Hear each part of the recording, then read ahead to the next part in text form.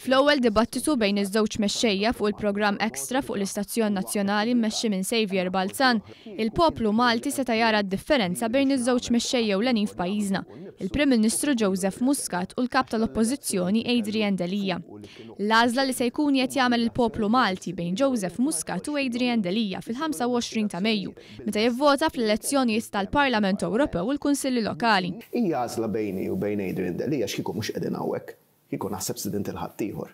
Jiġifieri huwa ċar minna nnifsu illi qegħdin hawnhekk nitkellmu jiena u għax hija għażla bejni u bejnu fil-kwistjoni dwar kif naraw illi il-pajjiż irid jimxi l qudiem fuq dak li għamilna f'dawn l-aħħar sentejn kemm jien bħala Prim Ministru kif ukoll u bħala kap tal-Oppożizzjoni, fuq kif imxew il-Kunsilli Lokali tagħna, fuq kif imxew l-MPs rispettivi tagħna u jimmandi l-ebda tip ta' problema li nniżżel ismi taħt kull waħda wieħed mill-MPs tagħna. Iżda Adrian Delija li qed jiffaċċja allegazzjonijiet ta' ħasil ta' flus ma jridx li f'din l-elezzjoni il-poplu jiġġudikah. Iżda l-Prim Ministru qal li ma jibżax mill-ġudizzju tal-poplu.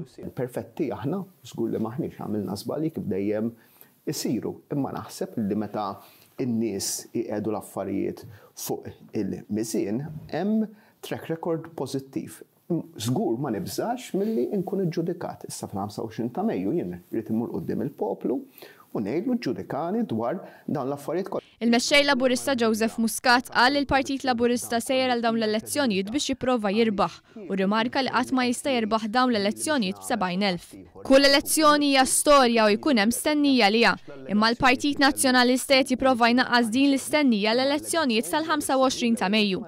Il-Prim Ministru tkellem dwar l-istrateġija tal-Partit Nazzjonalista li rid iċaħħad id-dritt tal-vot lil 130,000 ruħ billi ma nnominax biżżejjed kandidati fi 23 lokalità madwar Malta u Għawdex.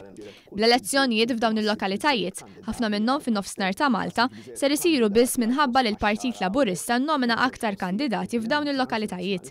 Bil-Partit Laburista għandu din b'saħħtu ta' 398 kandidat. Ma simx biżejjed kandidati għal post bħax-Xara Għawdex huma żewġ postijiet fejn kien hemm maġġoranzi nazzjonalisti fil-passat, imma insomma dik hija l-ġudizzju li jagħmel il-poplu, il-verità li f'23 lokalità li kieku ma ħriġniex aħna biżejjed kandidati kienu jispiċċaw il-votanti 130,000 votant laqas għandhom għalfejn pratikament joħorġu jivvutaw għal kunsilli lokali.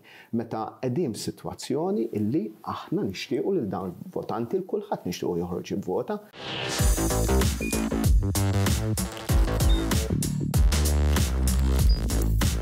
Idħol fuq one.com.mt u hemmhekk tista' tara l-programmi kollha li jxandru fuq One permezz ta' One Play.